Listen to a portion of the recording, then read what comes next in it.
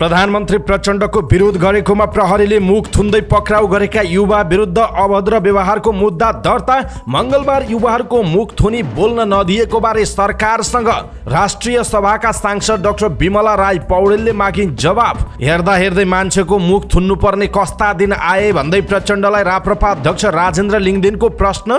विदेशमा रहेका नेपाली श्रमिकलाई समेट्ने सामाजिक सुरक्षा योजना सुरु। सरकारी सेवामा करारमा कार्यरत श्रमिकलाई सामाजिक सुरक्षा कोषमा आबद्ध गर्ने प्रधानमन्त्री प्रचण्डको प्रतिबद्धता। सरकारको सामाजिक सुरक्षा सम्बन्धी दायित्व सामाजिक सुरक्षा योजनाबाट कम गर्नुपर्ने मुख्य सचिव शंकर दास बैरागीको भनाई। वैदेशिक रोजगारीमा गएका श्रमिकहरूलाई सामाजिक सुरक्षा कोषमा जोड्दा ठूलो राहत पुग्ने उद्योग वाणिज्य महासंघका वरिष्ठ उपाध्यक्ष चन्द्र ढकालको धारणा। संसदमा ज्ञानेन्द्र साईको गर्जनले माओवादीमा आक्रोश। सामाजिक सञ्जालबाट खनिँदै नेता र कार्यकर्ता। गणतन्त्र र गणतन्त्रका पितालाई नमान्नेले माननीय बनेर बस्न अप्ठ्यारो भएन भन्दै वाइसिएल अध्यक्षको प्रश्न। अब रेशम चौधरी छुट्नुहुन्छ, म मन्त्री बन्छु भन्दै नागरिक उन्मुक्ति पार्टीका अध्यक्ष रञ्जिता श्रेष्ठको भनाई। शीर्ष नेतालाई भेटेर कांग्रेस दलका नेताले भने प्रदेशलाई मध्यावधिमा जानबाट रोक्नुहोस्। व्यक्तिगत फोन ट्याप गर्ने कार्य स्वीकार्य हुन नसक्ने नेपाली कांग्रेसका नेता शेखर कोइरालाको दाबी।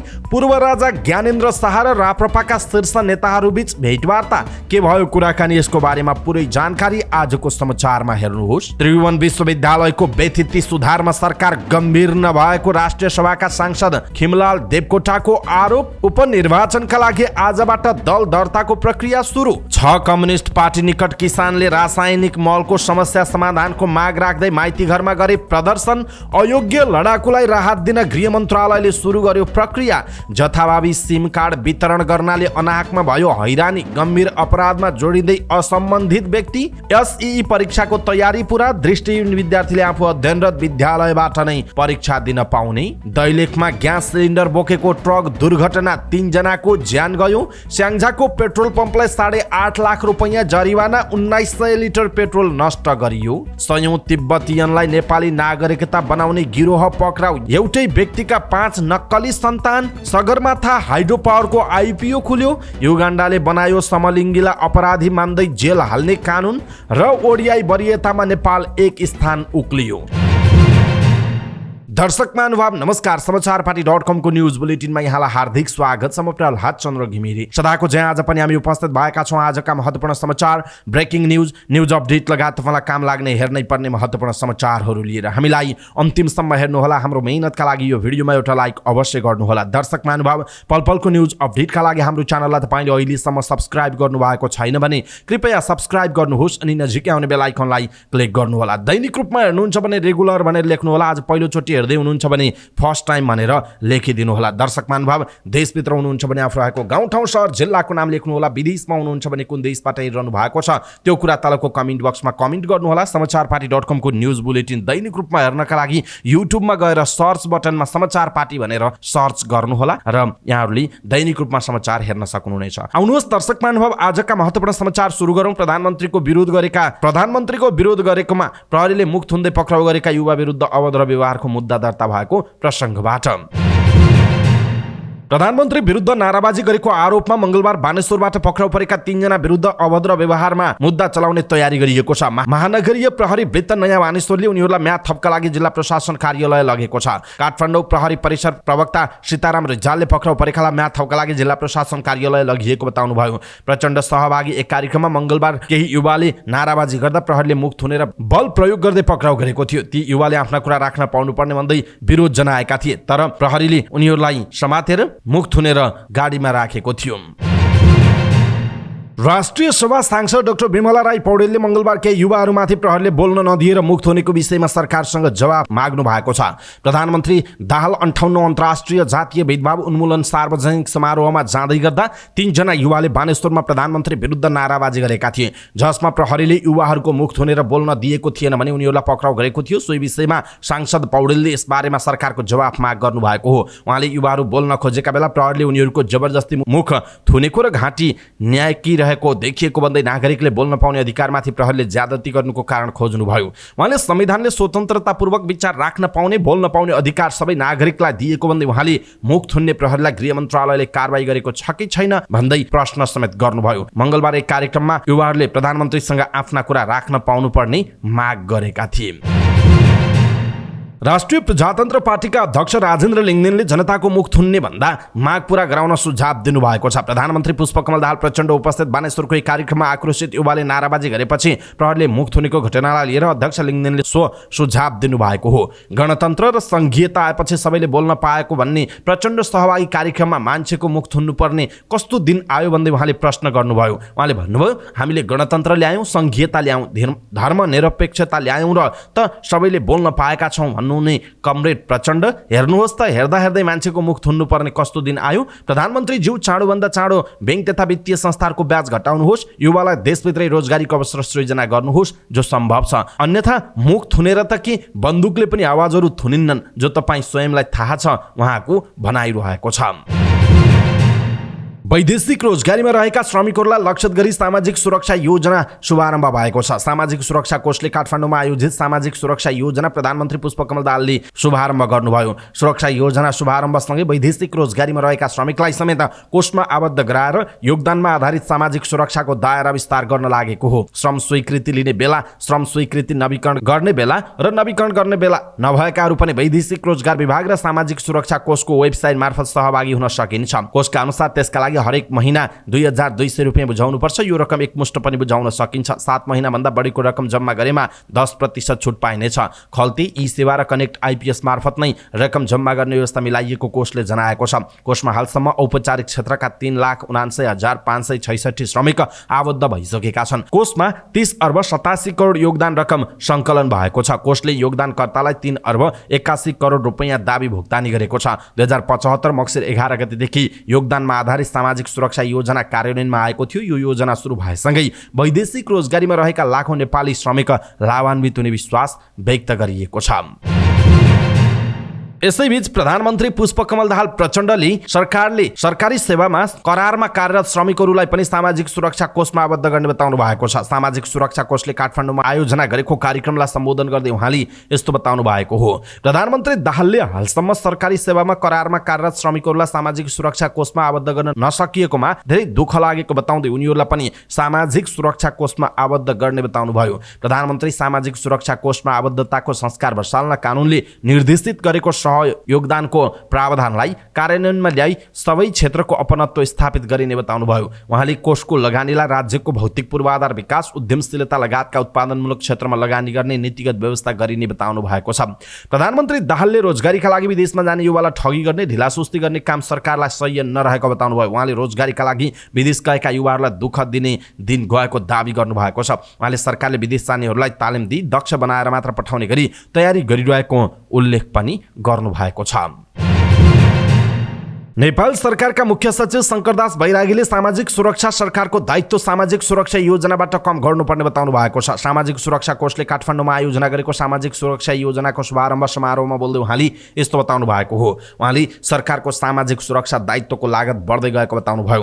उहाँले कुल गार्हस्थ उत्पादनको 5.18% र बजेटको 12% माथि सामाजिक सुरक्षाको क्षेत्रमा खर्च भएको भन्दै वर्षपछि सामाजिक सुरक्षामा खर्च बढ्दै जाँदा बजेटको स्रोतमा चाप पर्ने गरेको बताउनु भयो। मुख्य सचिव बैरागीले सामाजिक सुरक्षाको दायरालाई विस्तार गरी सरकारको सामाजिक सुरक्षाको दायित्वलाई कम गर्दै लैजान सक्नुपर्ने बताउनु भयो। उहाँले वैदेशिक रोजगारीमा रहेका श्रमिकहरूलाई लक्षित गरी सामाजिक सुरक्षा योजनामा आबद्ध गराउँदा राष्ट्रिय पुँजीको निर्माण गर्न सहयोग पुग्ने बताउनु भयो। उहाँले राष्ट्रिय पुँजी पूर्वाधार निर्माण र सामाजिक सुधारमा खर्च गर्न सके पुँजीको अभावबाट परेको समस्या सहज हुन सक्ने उल्लेख गर्नुभयो। उहाँले तरलता व्यवस्थापन गर्न पनि कोषको महत्त्वपूर्ण भूमिका खुल्ने बताउनु भएको छ।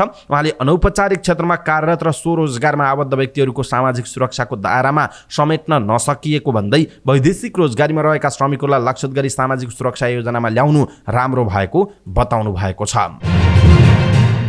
नेपाल उद्योग वाणिज्य महासंघका वरिष्ठ उपाध्यक्ष चन्द्र ढकालले वैदेशिक रोजगारीमा गएका श्रमिकलाई सरकारले सामाजिक सुरक्षा कोषमा आबद्ध गराउँदा श्रमिक र तिनका परिवारहरूलाई ठूलो राहत पुग्ने बताउनु भएको छ। सामाजिक सुरक्षा कोषले काठमाडौँमा आयोजना गरेको सामाजिक सुरक्षा योजनाको शुभारम्भ समारोहमा बोल्दै उहाँले यस्तो बताउनु भएको हो। उहाँले वैदेशिक रोजगारीमा रहेका श्रमिक र विदेशमा स्वरोजगारमा रहेका व्यक्तिलाई सामाजिक सुरक्षा कोषमा ल्याउने योजनाले आर्थिक रूपमा देशलाई चलायमान बनाउन ठूलो योगदान पुग्ने बताउनुभयो। उहाँले वैदेशिक रोजगारदाताहरू कोषमा आबद्ध हुन पाउँदा समेत उनीहरूलाई राज्य भएको महसुस पुग्ने विश्वास व्यक्त गर्नुभयो। उहाँले वैदेशिक रोजगारमा रहेकाहरूले नेपालमा वार्षिक लगभग 1 खर्ब रेमिटेन्स पठाउने गरेको बताउनु भएको छ। उहाँले विदेशमा श्रमिकहरूले रगत पसिना बगाएर कमाएर पठाएको रेमिटेन्सले देशको अर्थतन्त्र चलायमान भएकाले सरकारले यस्ता योजना ल्याउनु स्वागत योग्य रहेको बताउनुभयो। उहाँले रेमिटेन्स आउँदा मात्र खुसी हुने सरकारले धेरै पछि वैदेशिक रोजगारदाताहरूका लागि आवश्यक रहेको सामाजिक सुरक्षाको दायित्व पूरा गरेको बताउनुभयो। उहाँले सरकारले श्रमिकहरूको सुरक्षाका लागि पहिलो सुरुवात गरेको पनि टिप्पणी गर्नुभएको छ। उहाँले सरकारले वैदेशिक रोजगारीमा गएका श्रमिकलाई सामाजिक सुरक्षा कोषमा आबद्ध गराउँदा श्रमिक र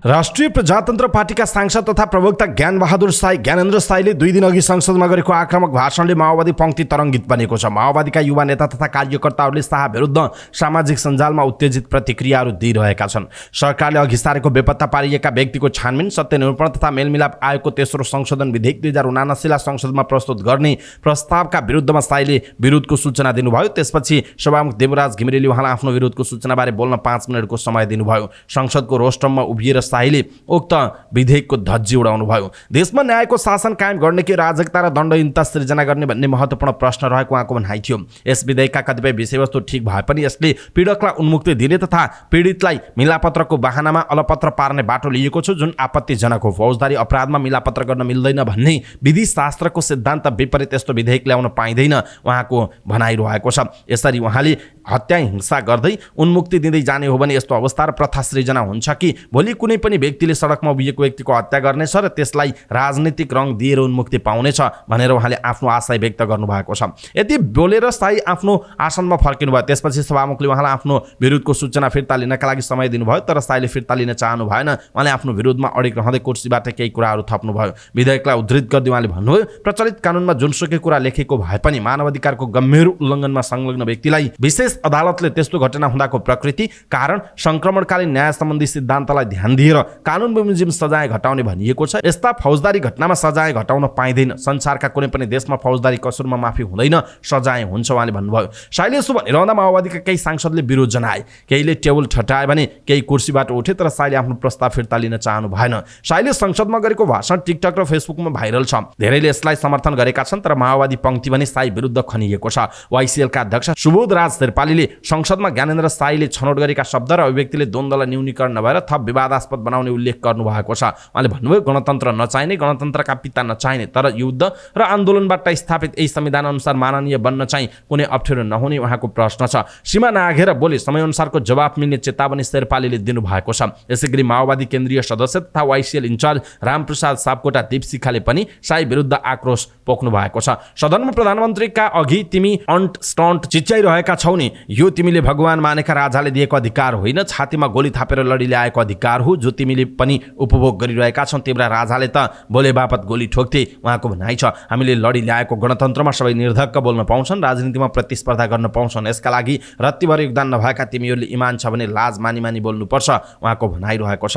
कुन मानवाधिकारको कुरा गरेको? नमिता सुमिता कि वीरेन्द्रको वंशनाशको कि मैना सुनवारको होती छ? नमिता सुमिताको मानवाधिकारबारे बोल्ने उनले प्रश्न गरेका छन्। यसर्थ प्रत्येक बिहान उठेर गणतन्त्रका लागि लड्नेहरूलाई सम्झ मनदेखि, किनभने यो बोल्ने अधिकार प्राप्तिका लागि छातीमा गोली खाएका हजारौं योद्धाको सम्मान गर्दा मात्रै तिम्रा सन्तानहरूले तिमीप्रति गर्व गर्छन् भनेर भनिएको छ। दर्शक महानुभाव, संसदमा ज्ञानेन्द्र साईको गर्जनले माओवादीमा आक्रोश आएको छ। सामाजिक सञ्जालमा माओवादीका नेता कार्यकर्ताहरू खनिरहेका छन्। यसप्रति तपाईँ के भन्नुहुन्छ? आफ्नो धारणा तलको कमेन्ट बक्समा कमेन्ट गर्नुहोला। पुष्पकमल दाहाल प्रचण्ड नेतृत्वको मन्त्रीमण्डलमा रेशम चौधरीको नागरिक उन्मुक्ति पार्टी सहभागी हुने निश्चित भएको छ। सो पार्टीकी अध्यक्ष रञ्जिता श्रेष्ठ आफै मन्त्री बन्न लाग्नु भएको छ। गत संसदीय चुनावमा यस पार्टीले प्रतिनिधि सभामा प्रत्यक्षतर्फ 3 सिट जितेको थियो। रेशम चौधरी पत्नी रञ्जिता कल्लाली 1 बाट विजयी हुनुभयो। रेशमका बुबा लालवीर चौधरीले पनि बर्दिया 2 बाट जित हासिल गर्नुभयो। रञ्जिताले आफ्नो पार्टीले गठबन्धनमा 2 वटा मन्त्रालयको दाबी गर्ने बताउनुभयो। यही मन्त्रालय चाहिन्छ भन्ने नभएको उहाँको भनाइ छ। हामीले 2 वटा मागेका छौँ, छलफल चलिरहेको छ, सायद 1-2 दिनमा टुङ्गिन्छ होला, श्रेष्ठले भन्नुभएको छ। प्रधानमन्त्री प्रचण्डले भने नागरिक उन्मुक्तिका लागि 1 मन्त्री छुट्याउनु भएको छ। गठबन्धनमा रहेका 11 वटा पार्टीलाई भाग पुर्याउनु पर्ने भएकाले उन्मुक्तिलाई 1 भन्दा बढी मन्त्री दिन सम्भव देखिएको पनि छैन। उन्मुक्तिले यसअघि उपराष्ट्रपति पदमा प्रयास गरेको थियो। रञ्जिता आफै सो पदकी आकांक्षी हुनुहुन्थ्यो, तर उहाँको उमेर नपुगेपछि उम्मेदवार दिनबाट वञ्चित हुनुभयो। अब उहाँ मन्त्री बन्न कम्मर कस्नु भएको छ। तपाईँलाई उपप्रधानमन्त्री चाहिन्छ कि मन्त्री मात्रै बन्न पनि तयार हुनुहुन्छ भन्ने प्रश्नमा उहाँले भन्नुभयो, हामीले उपप्रधानमन्त्री चाहिन्छ भनेका छैनौँ, उहाँको भनाइ छ। यसअघि नागरिक उन्मुक्ति पार्टीले सरकारमा जानका लागि पार्टीका संरक्षक रेशम चौधरीको रिहाइलाई मुख्य शर्त बनाएको थियो। अहिले पनि चौधरी रिहाइ हुने बाटो खुलिसकेको छैन। पहिलेको अडान छोडेर कसरी पार्टी सरकारमा जान तयार भयो त भन्ने प्रश्नमा रञ्जिताले आफ्नो पतिको रिहाइका लागि सकारात्मक कुरा भएको बताउनुभयो। आफू मन्त्री बन्ने र पतिको रिहाइ सँगसँगै हुन सक्ने पनि उहाँको भनाइरहेको छ। नेपाली कांग्रेस कोशी प्रदेश संसदीय दलका नेता उद्धव थापाले सत्ता गठबन्धनका 3 शीर्ष नेतालाई भेटेर प्रदेशलाई मध्यावधिमा जानबाट रोक्न आग्रह गर्नुभयो। प्रधानमन्त्री पुष्पकमल दाहाल प्रचण्ड, नेपाली कांग्रेसका सभापति शेरबहादुर देउबा र नेकपा एकीकृत समाजवादी पार्टीका अध्यक्ष माधव नेपाललाई छुट्टा छुट्टै भेटेर उहाँले कोशी प्रदेशलाई मध्यावधिमा जानबाट रोक्न आग्रह गर्नुभएको हो। मध्यावधिमा जानबाट रोक्नुहोस्, शीर्ष नेताहरू बसेर निकास दिनुहोस् भनेका छौँ, थापाले भन्नुभयो। दुवै पक्ष गठबन्धनले बहुमत पाउने अवस्थामा छैन, विकल्प निकाल्नुहोस् भनेका छौँ। उपराष्ट्रपतिको निर्वाचनपछि शनिबार देउबा, आइतबार प्रचण्ड र सोमबार नेपाललाई कांग्रेस संसद सहित थापाले भेटघाट गर्नुभएको थियो। भेटमा शीर्ष 3 नेतालाई मध्यावधिमा जानबाट रोक्न आग्रह गरेको पनि उहाँले भन्नुभएको छ। नेपाली कांग्रेसका नेता डाक्टर शेखर कोइरालाले सरकारले अब कानुन बनाएर व्यक्तिको फोन ट्र्याप गर्ने व्यवस्था गर्न लागेको प्रति आपत्ति जनाउनु भयो। उहाँले लोकतन्त्रमा यो वा त्यो वाहनामा नितान्त व्यक्तिगत फोन ट्र्याप गर्ने कार्य स्वीकार हुन नसक्ने बताउनुभयो। सरकारको कदमको विरोध गर्दै उहाँले फेसबुकमा लेख्नु भएको छ, लोकतन्त्रमा यो वा त्यो वाहनामा नितान्त व्यक्तिगत फोन ट्र्याप गर्ने कार्य स्वीकार्य छैन। विगतमा विरोधका कारण रोकिएको यो कार्य फेरि अगाडि बढाउनुले सरकारको नियतमाथि प्रश्न उठेको छ। राष्ट्रिय सुरक्षासँग जोडिने यस्ता कार्यप्रति दल, मानवाधिकार कर्मी, नागरिक समाज र प्रेस जगतको समेत ध्यान जाओस् उहाँले भन्नुभएको छ। विगतमा विरोधका कारण रोकिएको यो कार्य फेरि अगाडि बढाउनुले सरकारको नियतमाथि प्रश्न उठेको उहाँले भन्नुभएको छ। अभिव्यक्ति स्वतन्त्रता र हक जोखिममा परेको भन्दै तीव्र आलोचना भएपछि सूचना प्रविधि विधेयकबाट 2 वर्ष अघि सरकार पछि हटेको थियो। पूर्व राजा ज्ञानेन्द्र शाह र राप्रपाका शीर्ष नेताहरूबीच भेटवार्ता भएको छ। शाहलाई भेट्न राप्रपा अध्यक्ष राजेन्द्र लिङदेन सहितका नेताहरू झापाको दमक पुग्नु भएको छ। बुधबार दिउँसो भएको भेटमा समसामयिक विषयमा कुराकानी भएको महामन्त्री धवल शमशेर राणाले जानकारी दिनुभयो। भेटमा राप्रपाका नेताहरू डाक्टर प्रकाश चन्द्र लोहनी र रविन्द्र मिश्र पनि सहभागी रहनु भएको थियो। राष्ट्रिय सभा सदस्य खिमलाल देवकोटाले त्रिभुवन विश्वविद्यालयको बेथिति सुधारका लागि सरकार गम्भीर नबनेको आरोप लगाउनु भएको छ। राष्ट्रिय सभाको बैठकमा बोल्दै उहाँले यस्तो बताउनु भएको हो। उहाँले त्रिभुवन विश्वविद्यालयको बेथिति र सुधारका लागि सुरु गरिएका प्रयासका चितकारका समाचार सम्पादकीय र उपकुलपतिको अन्तर्वार्ता लगायतका समाचारहरू विवरण आए पनि सरकार गम्भीर नबनेको बताउनुभयो। उहाँले शिक्षाको 80-85 विद्यार्थी अध्ययन गर्ने र विद्यालयको चित्कार नसुन्ने भनेको शिक्षा प्रणालीमाथिकै अपमान भएको जिकिर गर्नुभयो। उहाँले त्रिभुवन विश्वविद्यालय लगायत उच्च शिक्षा सुधारको स्पष्ट कार्ययोजना ल्याउन सरकारसँग माग गर्नुभयो। सांसद देवकोटाले पोखराको फेवातालमाथिको अतिक्रमणबारे सरकारले जवाफ नदिएको भन्दै फेवाताल संरक्षणको स्थायी समाधानको कार्ययोजना संसदमा पेश गर्न सरकारसँग आग्रह गर्नुभयो। उहाँले फेवातालको आसपासको क्षेत्रमा दिनहुँ 30-40 वटा डोजर जग्गा प्लटिङ भइरहेको र सो क्षेत्रको सार्वजनिक जग्गा 900 जना व्यक्तिको नाममा नामसारी गरिएको पुण्य पौडेलको अध्यक्षतामा गठित प्रतिवेदनमा उल्लेख भएकाले सो प्रतिवेदन सार्वजनिक गर्न पनि सरकारसँग माग गर्नुभयो। निर्वाचन आयोगले उपनिर्वाचनमा भाग लिन इच्छुक राजनैतिक दलको दल दर्ता सुरु गरेको छ। वैशाख 10 गते हुन गइरहेको उपनिर्वाचनको प्रयोजनका लागि चैतको 8 गतेदेखि 12 गतेसम्मको समय सीमा तोकेर दर्ताका लागि आह्वान गरे अनुसार दल दर्ता सुरु गरेको हो। चितवन 2, बारा 2 र तनहुँ 1 मा वैशाख 10 गते उपनिर्वाचन हुँदैछ। राष्ट्रिय स्वतन्त्र पार्टीका सभापति रवि लामिछाने गत मक्सिर 4 को निर्वाचनमा निर्वाचित भए पनि नागरिकता सम्बन्धी मुद्दामा सर्वोच्च अदालतको उहाँको पद बदर गरेपछि चितवन 2 रिक्त हुन पुगेको थियो भने तत्कालीन जसपाका केन्द्रीय महासचिव राम साहेब प्रसाद यादव चैत 3 मा उपराष्ट्रपति निर्वाचित भएपछि सांसद पदबाट उहाँले राजीनामा दिँदा 12-2 पनि रिक्त हुन पुगेको थियो। त्यसैगरी तनहुँ 2 बाट निर्वाचित नेपाली कांग्रेसका वरिष्ठ नेता रामचन्द्र पौडेल राष्ट्रपतिमा निर्वाचित भएपछि सो स्थान रिक्त हुन पुगेको छ। सोही रिक्त स्थानमा पदपूर्तिका लागि निर्वाचन आयोगले वैशाख 10 गते उपनिर्वाचन गराउन लागेको हो। सत्तारूढ नेकपा माओवादी केन्द्र सहितका कम्युनिस्ट पार्टी निकट किसानले रासायनिक मलको समस्या समाधानको माग राख्दै माइतीघरमा प्रदर्शन गरेका छन्। काठमाडौँको माइतीघर मण्डलमा रासायनिक मलको समस्या, लघुवित्त, मिठो ब्याजको समस्या समाधान गर्न माग गर्दै उनीहरूले प्रदर्शन गरेका हुन्। प्रदर्शनमा सहभागी अखिल नेपाल किसान महासंघ क्रान्तिकारीका अध्यक्ष सीताराम तामाङले नेपाली किसानलाई राज्यले उपेक्षा गरेकाले सडक आन्दोलनमा आएको बताउनुभयो। उहाँले किसानलाई सरकारले समयमा नै मल बिउको समेत व्यवस्था नगर्दा किसानहरू समस्यामा परेको बताउनुभयो। उहाँले किसानले उत्पादन गरेको वस्तु बजार नपाउने तर विदेशबाट आयात गरेर खाने दलाल सरकारका कारण किसान दुखिरहेको बताउनुभयो। उहाँले यो आन्दोलन साथै प्रदेशमा गर्ने पनि बताउनुभयो। यस्तै प्रदर्शनमा सहभागी अखिल क्रान्तिकारीकी उपाध्यक्ष शिलु नेउपानेले नेपाल कृषि प्रधान देश भए पनि किसानहरूले किसान भएर बाँच्न सक्ने अवस्था नभएको बताउनुभयो। उहाँले नेपाली किसानलाई सरकारले समयमै मल बिउ समेत उपलब्ध गराउन नसकेको बताउनुभयो। उहाँले किसानले उत्पादन गरेका वस्तुहरू सहज रूपमा बजार पाउने अवस्था नभएको भन्दै सरकारले उत्पादनको उचित मूल्य र बजारको व्यवस्था गरिदिनुपर्ने माग राख्नुभयो। किसान संगठनहरूको लघुवित्त, मिटर ब्याजी, रासायनिक मल खालको समस्या समाधान गर्नुपर्ने माग राखेका छन्। त्यस्तै उनीहरूले कृषिमा वैदेशिक लगानी हुन नहुने, भूमि बैंक खारेज गर्नुपर्ने लगायतका माग पनि राखेका छन्। अनमिनको प्रमाणीकरणका बेला अयोग्य ठहरिएका माओवादी लडाकुलाई 2 लाख रुपैयाँका दरले राहत दिन बुधबारदेखि प्रक्रिया बढाएको गृह मन्त्रालयले जनाएको छ। मन्त्री परिषदको गत सोमबारको बैठकले माओवादीका अयोग्य लडाकुलाई कार्यविधि बनाएर राहत दिने निर्णय गरेको थियो। कार्यविधि बनाउने प्रक्रिया बुधबारदेखि सुरु भएको गृह मन्त्रालयका सचिव विनोद प्रकाश सिंहले बताउनुभयो। बुधबारदेखि कार्यविधि बनाउने प्रक्रिया मन्त्रालयले थालेको छ। त्यसका आधारमा आवश्यक पहिचान गरी वितरण कार्य सुरु हुन्छ उहाँको भनाइ छ।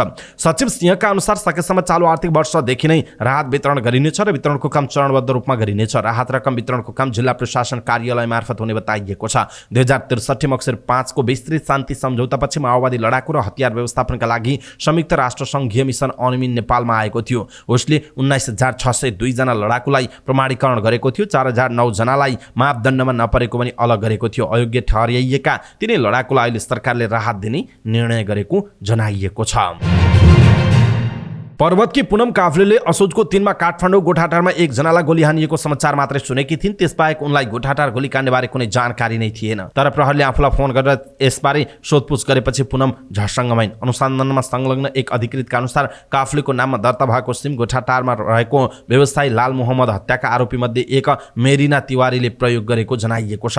मोहम्मद हत्या प्रकरणबारे अनुसन्धान गर्न गठित समितिका एक सदस्यका अनुसार ममता समेत भनिनी मेरिनाले वीरगञ्जबाट काठमाडौँसम्म हतियार ल्याउन र मोहम्मदको रेकी गर्न सहयोग गरेकी थिइन्। अनुसन्धानका क्रममा उनले प्रयोग गरेको 986883 नम्बरको नेपाल टेलिकमको सिम कार्ड पुनमको नाममा दर्ता भएको भेटिएको थियो। त्यस क्रममा उनलाई सम्पर्क गरेर प्रहरीले सोधपुछ गर्दा थाहा भयो उनी त गोठाटारमा मोहम्मद मारिएको 5 दिनपछि मात्र न्युजिल्यान्डबाट नेपाल फर्किएकी थिइन्। स्टाफ नर्स पढेर सामाखुसी स्थित अल नेपाल अस्पतालमा काम गरेकी उनले 2071 सालमा अमेरिकाको डाइभर्सिटी भिजा डीबी भरेकी थिइन्। सामाखुसी चोकमा स्टल राखिएको छाप्रोमा मैले मेरो फोटो र नागरिकता प्रतिलिपि पेश गरेकी थिए। उनले भने डीबी परेन, म न्युजिल्यान्डतिर गएँ, फर्किएर नेपाल आएकी थिएँ। एक दिन प्रहरीको फोन आएपछि पो उनले नागरिकता र फोटो खिचाएको पुरानो दिन सम्झिन्। सिम कार्ड लिने बेलामा पेश गरिएको कागजात समेत प्रहरीले उनलाई देखाएको थियो। त्यसरी देखाइएको प्रिपेड मोबाइल आवेदन फारममा भरिएको लिखत, दस्तखत र औँठा छाप आफ्नो नभएको उनको भनाइ छ। फारममा प्रयोग भएको फोटो चाहिँ मेरै हो। सिम कार्ड निकाल्ने क्रममा पेश भएको नागरिकता पनि मेरै नागरिकताको प्रतिलिपि हो। उनले भनेकी छिन् पहिले डीबी भर्दा दिएको विवरण दुरुपयोग भएको हुन सक्छ। त्यसरी आफ्नो व्यक्तिगत विवरण दुरुपयोग गर्ने व्यक्तिलाई कडा कारबाही गर्न उनले माग समेत गरेकी छिन्। पुनमको जस्तै कथा छ समीक्षा गुरुङको पनि। 3 वर्ष वैदेशिक रोजगारीका लागि साइप्रस बसेर 2077 सालमा उनी नेपाल फर्किएकी थिइन्। नेपाल आउने बित्तिकै सिम चाहिने भइहाल्यो। गुरुङ भन्छन् मैपीमा रहेको एउटा मोबाइल पसलमा राहदानीको प्रतिलिपि र फोटो दिएर सिम कार्ड निकालेकी थिए। त्यसबेला उनले 9864 नम्बरको सिम कार्ड निकालेकी थिइन्। त्यसबाहेक उनीसँग एनटीसीको अरू नम्बर छैन। तर नेपाल टेलिकमले प्रहरीलाई दिएको 986122 नम्बरको सिम कार्डको अभिलेखमा पनि उनको नाम र फोटो छ। आफ्नो नाममा अर्को सिम कार्ड पनि दर्ता भएको सुनेपछि उनले दस्तखत र औँठा छापतिर नजर लगाइन्, तर उनको दस्तखतसँग मिल्दो थिएन। प्रहरीले बताएपछि थाहा पाइन् उनको नाममा भएको त्यो नम्बर मोहम्मद हत्याकाण्डका सुटरलाई नेपालमा बस्न व्यवस्थापन गरिदिने नितिन मदानले चलाइरहेका रहेछन्। मदान तिनै व्यक्ति हुन् जसले मोहम्मदका सुटरलाई जम्बू डाँडाको कोशीपारी गेस्ट हाउसमा बस्ने प्रबन्ध मिलाइदिएका थिए। उपत्यका अपराध अनुसन्धान कार्यालय बानेश्वरले गेस्ट हाउसबाट बरामद गरेको क्लोज सर्किट सीसी क्यामेराको रेकर्डमा मदान सुटरसँगै देखिएका छन्। गोली चलेको रे भन्ने मात्रै सुनेकी थिए, अरू केही थाहा थिएन। गुरुङले भनेकी छिन् मेरो नाममा भएको सिम मार्नेले प्रयोग गरेको भन्ने सुन्दा छक्क पनि। वसन्त कुमार चौधरी पनि 2074 सालमा वैदेशिक रोजगारीबाट काठमाडौँ फर्किएका थिए। नेपाल आएर उनले गङ्गौ बस पार्क स्थित एक मोबाइल पसलमा गएर नागरिकताको प्रतिलिपि र फोटो दिएर एनसेलको सिम कार्ड खरिद गरे। त्यो सिम कार्ड पनि हराइसकेको छ। त्यो बाहेक मैले अरू सिम निकालेको छैन, तर 981254 नम्बरको सिम कार्ड कसरी मेरो नाममा भयो भन्ने भेउ पाउन सकेको छैन। चौधरीले भनेका छन् प्रहरीले देखाएको विवरणमा भएको साइन मेरो होइन, अक्षरहरू पनि मेरा होइनन् उनको भनाइ छ, तर फोटो र विवरण चाहिँ सबै मेरै छ। पहिले आफूले लिएको 982320 नम्बरको सिम कार्ड निकाल्ने क्रममा पेश गरेको कागजातबाट कसैले अर्को सिम निकालेको हुन सक्ने उनको भनाइरहेको छ। यसरी जथाभावी सिम वितरण गर्नाले अनाहकमा मानिसहरू हैरानीमा परेका छन् र गम्भीर अपराधमा जोडिँदै असम्बन्धित व्यक्तिहरू जोडिएका छन् र विभिन्न खालका समस्याहरू उत्पन्न भइरहेका छन्। दर्शक महानुभाव, यसप्रति तपाईँको धारणा के छ? आफ्नो धारणा तलको कमेन्ट बक्समा कमेन्ट गर्नुहोला। परीक्षा नियन्त्रण कार्यालय कक्षा 10 ले आगामी चैत 17 गतेदेखि हुने माध्यमिक शिक्षा परीक्षा एसईई का लागि तयारी पूरा भएको जनाएको छ। यस वर्षको एसईई परीक्षाका लागि 2037 परीक्षा केन्द्र तोकिएको परीक्षा नियन्त्रक विष्णु नारायण श्रेष्ठले जानकारी दिनुभयो। परीक्षा नियन्त्रक श्रेष्ठका अनुसार उपत्यकाका 3 जिल्ला बाहेक सबै परीक्षा केन्द्रमा उत्तर पुस्तिका र प्रश्नपत्र पुर्याइसकिएको छ। यो वर्ष 5,16,595 जना विद्यार्थीले परीक्षाका लागि रजिस्ट्रेसन भरेको परीक्षा नियन्त्रण कार्यालयले जनाएको छ। हरेक जिल्लाको जिल्लाधिकारीको अध्यक्षतामा जिल्ला परीक्षा समन्वय समितिले आवश्यक शान्ति सुरक्षा परीक्षा सञ्चालन व्यवस्थापन अनुगमनको काम गर्नेछ। साथै प्रदेशका शिक्षा हेर्ने मन्त्रालय सचिवको अध्यक्षतामा 5 सदस्यीय प्रदेश परीक्षा सञ्चालन तथा व्यवस्थापन समितिले प्रदेशभित्रको परीक्षालाई स्वच्छ, मर्यादित, व्यवस्थित ढङ्गबाट समन्वय गर्ने काम गर्ने जनाइएको छ। यसैबीच दृष्टिविहीन परीक्षार्थीले भने आफू अध्ययन गरिरहेको विद्यालयबाटै एसई परीक्षा दिन पाउने जनाइएको छ। परीक्षा नियन्त्रण कार्यालय दृष्टिविहीन स्रोत कक्षा सञ्चालन भएका विद्यालयका विद्यार्थीका लागि सोही विद्यालयबाट परीक्षा दिने व्यवस्था मिलाइएको जनाइएको छ। दैलेखमा ग्यास सिलिन्डर बोकेको ट्रक दुर्घटना हुँदा 3 जनाको घटनास्थलमै मृत्यु भएको छ। नेपालगञ्जबाट दैलेख जाँदै गरेको मनोकामना ग्यास बोकेको भे1 2201 नम्बरको ट्रक गुराँस गाउँपालिका 4 तालपोखरी नजिक दुर्घटना हुँदा 3 जनाको मृत्यु भएको जिल्ला प्रहरी कार्यालय दैलेखले जनाएको छ। मृत्यु हुनेमा सवारी चालक अन्दाजी 31 वर्षीय कृष्ण चौधरी, ट्रकमा सवार 25 वर्षीय लक्ष्मीराम चौधरी र 23 वर्षीय विष्णु चौधरी रहेको दैलेखका डीएसपी किशोर लम्सालले जानकारी दिनुभएको छ। मृतकको ठेगाना खोल्न नसकेको प्रहरीले जनाएको छ। ट्रक सडकबाट करिब 150 मिटर तल खसेको छ। पेट्रोलमा मिसावट गरी बिक्री गरेको प्रमाणित भएपछि स्याङ्जा सदरमुकाम पुतली बजार 3 मा रहेको नेपाल पेट्रोलियम सप्लायर्स प्रणालीलाई जिल्ला प्रशासन कार्यालयले जरिवाना तिराएको छ। पेट्रोलमा मिसावट गरी बिक्री गर्ने सञ्चालक तथा कर्मचारीलाई प्रशासनले जरिवाना गरेको हो। प्रशासनले मिसावट गरी पेट्रोल बिक्री गर्ने पम्पका सञ्चालक कृष्ण प्रसाद शर्मा, जनकराज शर्मा, भगवती रेग्मी शर्मा र सम्झना शर्मा नेपाललाई जनही 1,80,000 र कर्मचारी सुभाष छेत्रीलाई 1 लाख गरी 8,20,000 रुपैयाँ जरिवाना तिराएको छ। यस्तै मिसावट गरी बेच्नका लागि राखिएको 1918 लिटर पेट्रोल खाल्डो खनेर नष्ट गरिएको छ। अपराध पीडित राहत कोषका सञ्चालक 4 जनाबाट जनही 7,200 र कर्मचारी क्षेत्रीबाट 4,800 रुपैयाँ जरिवाना गराइएको पनि जिल्ला प्रशासन कार्यालयले जनाएको छ। ल्याब परीक्षणबाट पेट्रोल पम्पमा मिसावट गरी कमसल पेट्रोललाई असल र राम्रो पेट्रोल भनी झुक्क्याई बिक्री गरेकाले कालो बजार तथा केही अन्य सामाजिक अपराध तथा सजाय ऐन 2032 को दफा 6 अनुसार नगद जरिवाना र पेट्रोल नष्ट गरिएको स्याङ्जाका प्रमुख जिल्ला अधिकारी शशिधर घिमिरेले बताउनु भएको छ। सयौं तिब्बतीयन नागरिकलाई नेपाली नागरिकता बनाइदिएको आरोपसहित एउटा गिरोह पक्राउ परेको छ। काठमाडौँ उपत्यका अपराध अनुसन्धान कार्यालयको टोलीले 5 जनालाई पक्राउ गरेको हो। पक्राउ पर्नेमा झापाको केचना कवलका 47 वर्षीय कृष्णबहादुर कटुवाल, काठमाडौँको बबरमहलका 70 वर्षीय न्युक्लेश श्रेष्ठ, मोरङको सुन्दर रैचाका 49 वर्षीय हिरालाल शिवाकोटी, तनहुँको तिब्बतीयन शिविरमा बस्ने 25 वर्षीय लोपसाङ ठिन्ली र ललितपुरको गोदावरीका 30 वर्षीय विजय लामा रहेका छन्। काठमाडौँ उपत्यका अनुसन्धान कार्यालयका प्रमुख मनोज का अनुसार लेखापढीको काम गर्ने कटुवालले हालसम्म 500 भन्दा बढीलाई त्यसरी नागरिकता दिलाएको बताएका छन्। उनले न्युक्लेश श्रेष्ठले मात्र बाबु बनेर कम्तीमा 5 जनालाई नागरिकता बनाइदिएको पाइएको छ। तीमध्ये ठिनले पनि एक हुन्। जिल्ला प्रशासन कार्यालय काठमाडौँमा विगत 9 वर्षदेखि क्यान्टिन चलाउँदै आएका लामाले सरकारी कार्यालयभित्रको जिम्मा लिएको प्रहरीको दाबी छ। प्रहरीका अनुसार एउटा नक्कली नागरिकता बनाउन 5 लाख रुपैयाँसम्म लिने गरेको र नक्कली बाबुलाई 10,000 रुपैयाँसम्म दिने गरेको पाइएको छ। त्यस्तै नागरिकता जारी गर्ने कार्यालयमा मिलाए बापत लामाले 1 लाखदेखि 1,50,000 रुपैयाँसम्म लिने गरेको एसएसपी केसीले बताउनु भयो। प्रहरीले काठमाडौँ जिल्ला प्रशासन कार्यालयका पूर्व र बहालवाला कम्तीमा 4 जना कर्मचारीमाथि निगरानी राखेको छ। बरामद कागजात अनुसार विशेष गरी तिब्बतीयनहरूलाई उनीहरूले नागरिकता बनाइदिने गरेको पाइएको छ। एसएसपी केसीले भन्नुभएको छ। प्रहरीका अनुसार नक्कली बाबु बनेका न्युक्लेसको नाममा मिङछुङ शेर्पा नामको नक्कली नागरिकता पनि रहेको छ। प्रहरीका अनुसार उक्त नागरिकताकै आधारमा नक्कली बाबु बनेर विभिन्न 5 जनालाई सक्कली नागरिकता जारी भएको जनाइएको छ। शेयर बजार परिसूचक नेप्से बुधबार दोहोरो अङ्कले घटेको छ। 15.76 अङ्कले घटेको नेप्से 1933.29 अङ्कमा आएर बन्द भएको छ। घटेको बजारमा पनि बुधबार कुल 1 अर्ब 33 करोड 37 लाख रुपैयाँभन्दा धेरैको कारोबार भएको नेप्सेले जनाएको छ। बुधबार 266 कम्पनीको 37,77,400 किता शेयर 30,485 पटक कारोबार भएको थियो। बुधबार कारोबारमा आएका मध्ये 166 कम्पनीको शेयर मूल्य घट्दा 38 कम्पनीको शेयर मूल्य घट्यो भने 10 कम्पनीको शेयर मूल्यमा कुनै परिवर्तन आएन। बुधबार कारोबारमा आएका 13वटै उपसूचक उपसमूह राताममै भएका छन्। बुधबारको बजारमा माया खोला जलविद्युत कम्पनीको शेयर मूल्य सबैभन्दा धेरै 9.98% सकारात्मक सर्किट लेभलमा बढ्यो भने सपोर्ट माइक्रो फाइनान्सको 6.11%ले बढ्यो। बुधबारको बजारमा धेरै घटेको प्रमुख स्टकमा बोटलर्स नेपाल तराई रह्यो। यो कम्पनीको शेयर मूल्य 7.62%ले घटेको छ। त्यस्तै स्थानीयमा ग्रोथ फन्डको शेयर मूल्य 5.85%ले घट्यो भने धौरागिरी लघुवित्तको शेयर मूल्य पनि 5% बढीले घटेको छ। बुधबार सबैभन्दा धेरै शेयर खरिद बिक्री नेपाल लाइफ इन्स्योरेन्स कम्पनीको भएको छ। सो कम्पनीको 9 करोड 19 लाख रुपैयाँ बजारको शेयर खरिद बिक्री भएको जनाइएको छ। दोस्रो ठुलो कारोबार एनआइसी एसिया बैंकको थियो। उक्त बैंकको 8 करोड 24 लाख रुपैयाँ बराबरको शेयर खरिद बिक्री भएको जनाइएको छ। सगरमाथा लघुवित्त कम्पनी लिमिटेडले धितोपत्रको प्रारम्भिक सार्वजनिक निष्कासन आइपिओ बिक्री खुल्ला गरेको छ। कम्पनीले चैत 8 बुधबारदेखि सर्वसाधारणका लागि आइपिओ बिक्री खुल्ला गरेको हो। कम्पनीले आयोजना प्रभावित क्षेत्रका बासिन्दा तथा वैदेशिक रोजगारीमा रहेका नेपालीहरूका लागि निष्कासन गरेको आइपिओ बाँडफाँड पश्चात सर्वसाधारणका लागि आइपिओ निष्कासन खुल्ला गरेको हो। कम्पनीले नेपाल धितोपत्र बोर्डबाट प्रति किता 100 रुपैयाँ अङ्कित मूल्यमा जारी 1 अर्ब 12 करोड रुपैयाँको 49%ले हुन आउने 54 करोड 88 लाख रुपैयाँ बराबरको 54,88,000 किता साधारण शेयर निष्कासन गर्न अनुमति पाएको थियो। जसमध्ये जारी पुँजीको 10%ले हुन आउने 11 करोड 20 लाख रुपैयाँ बराबरको 11,20,000 किता शेयर आयोजना प्रभावित क्षेत्रका स्थानीयलाई निष्कासन गरी बाँडफाँड गरिसकिएको छ। त्यस्तै सर्वसाधारणका लागि जारी गरेको 39%ले हुन आउने 43 करोड 68 लाख रुपैयाँ बराबरको 43,68,000 किता शेयर मध्ये 10%ले हुन आउने 4,36,800 किता साधारण शेयर नेपाल सरकारको सम्बन्धित निकायबाट श्रम स्वीकृति प्राप्त गरी विदेशमा गएर रोजगार गरिरहेका नेपालीहरूका लागि निष्कासन गरी बाँडफाँड गरिसकिएको छ। त्यस्तै 5% अर्थात् 2,18,400 किता सामूहिक लगानी कोषहरूका लागि र 3% अर्थात् 1,31,040 किता शेयर कम्पनीका कर्मचारीहरूका लागि सुरक्षित गरिएको छ।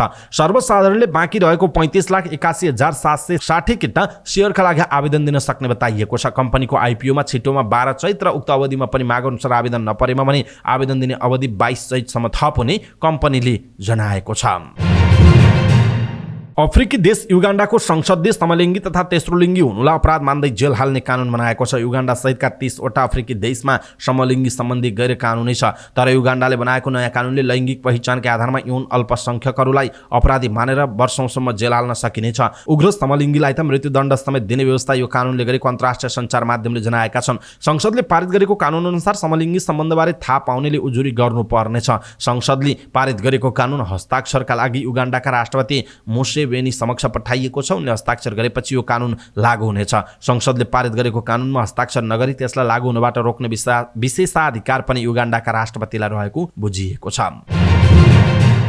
नेपालले 1 दिवसीय अन्तर्राष्ट्रिय ओडिआईको वरियतामा सुधार गरेको छ। अन्तर्राष्ट्रिय क्रिकेट परिषद आइसिसीले बुधबार सार्वजनिक गरेको 1 दिवसीय अन्तर्राष्ट्रिय क्रिकेटको नयाँ वरियतामा नेपालले सुधार गर्दै 1 स्थानमाथि उक्लिएको छ। यसअघि 16औं स्थानमा रहेको नेपाल नयाँ वरियता अनुसार 15औं नम्बरमा उक्लिएको छ। ओमानलाई पछि पार्दै नेपाल 1 स्थानमाथि उक्लिएको छ। वरियताको पहिलो नम्बरमा भारत, दोस्रोमा न्युजिल्यान्ड, तेस्रोमा इङ्ल्यान्ड, चौथोमा पाकिस्तान, छैटौँमा साउथ अफ्रिका, सातौँमा बङ्गलादेश, आठौँमा श्रीलङ्का, नवौँमा वेस्ट इन्डिज, 10औँमा अफगानिस्तान, 11औँमा आयरल्यान्ड, 12औँमा स्कटल्यान्ड, स्कटल्यान्ड, 13औं जिम्बाब्वे, 14औं नेदरल्यान्ड्स, 15औं नेपाल, 16औं ओमान, 17औं नामिबिया, 18औं अमेरिका, 19औं UAE र 20औं पपुवा न्युगिनी रहेको जनाइएको छ। हवस् त दर्शक महानुभाव, आजका महत्त्वपूर्ण समाचार, ब्रेकिङ न्युज अपडेट लगायत तपाईँलाई काम लाग्ने हेर्नै पर्ने महत्त्वपूर्ण समाचारहरू यति नै। हामीले प्रस्तुत गरेका यी समाचारहरूप्रति तपाईँको धारणा के छ? आफ्नो धारणा तलको कमेन्ट बक्समा कमेन्ट गर्नुहोला। हाम्रो मेहनतका लागि यो भिडियोमा एउटा सानो लाइक अवश्य गर्नुहोला। दर्शक महानुभाव, पल पलको न्युज अपडेटका लागि हाम्रो च्यानललाई तपाईँले अहिलेसम्म सब्सक्राइब गर्नुभएको छैन भने कृपया सब्सक्राइब गर्नुहोस् अनि नजिकै आउने बेल आइकनलाई क्लिक गर्नुहोला। पल पलको न्युज अपडेटका साथ फेरि हाम्रो भेट हुनेछ। तपाईँ समाचार पार्टी हेर्दै गर्नुहोस्। नमस्कार।